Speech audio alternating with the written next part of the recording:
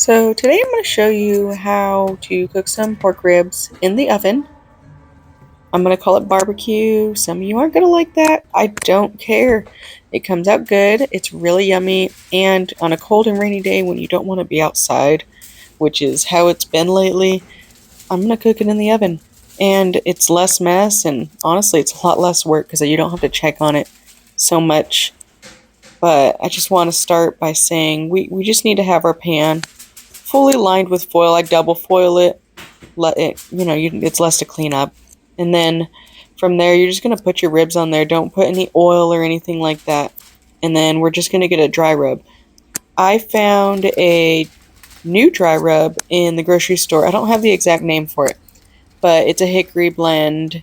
It just has some of your typical St. Louis style pork rib seasonings with a little bit of hickory in it, I believe. And I just make sure to cover all sides.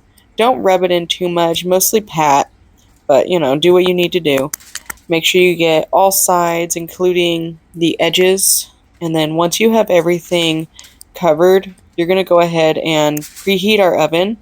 We're going to preheat it to 450. And this is what's going to make these ribs come out so good. We're going to start them on a high heat, and we're going to cook them at 450 for about 20 minutes. But while it's preheating, we'll finish wrapping this up here. And what you want to do, so as you can see, I let it sit for a minute, and the seasoning starts to get into the meat a little bit more. And as it cooks, it's really going to cook into that meat. But I want to show you what I like to do. So I get the foil and I kind of tent it like this a little bit.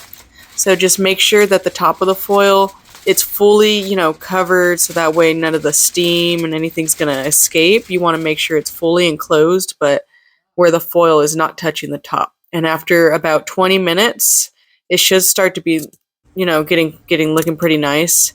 And at that point, you'll drop the temperature down to 325. You'll put it in there for about an hour and a half to 2 hours, just depends. Just check your meat here and there.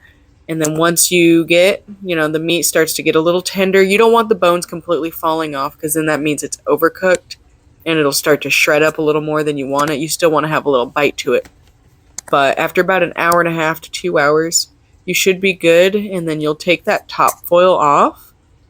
And I'm going to use some Kinder's barbecue sauce. I really like just their classic mild barbecue sauce. It goes with everything. And I'm just going to pair that up. I'm not doing anything fancy here. It's just all about making sure that you know how to use the temperatures in the oven correctly.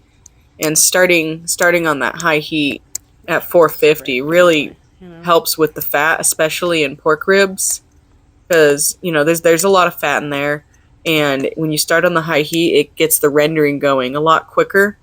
And then you can just worry about the meat cooking and getting nice and tender.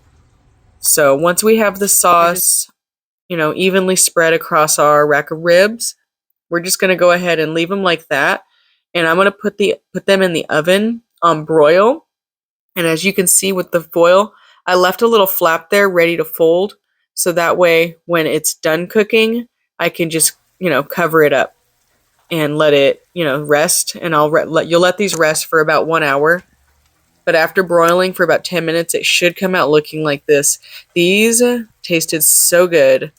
I know some people might be like, this isn't barbecue, this isn't grilling. I know I'm not grilling, but after letting these ribs rest for about an hour, after slow cooking it on a low temp in the oven, look at how greasy, I don't want to call them greasy, but they're juicy and scrumptious, and they do fall off the bone without shredding. They're perfectly cooked like this. So let me know if you give this a shot, and share with me in the comments.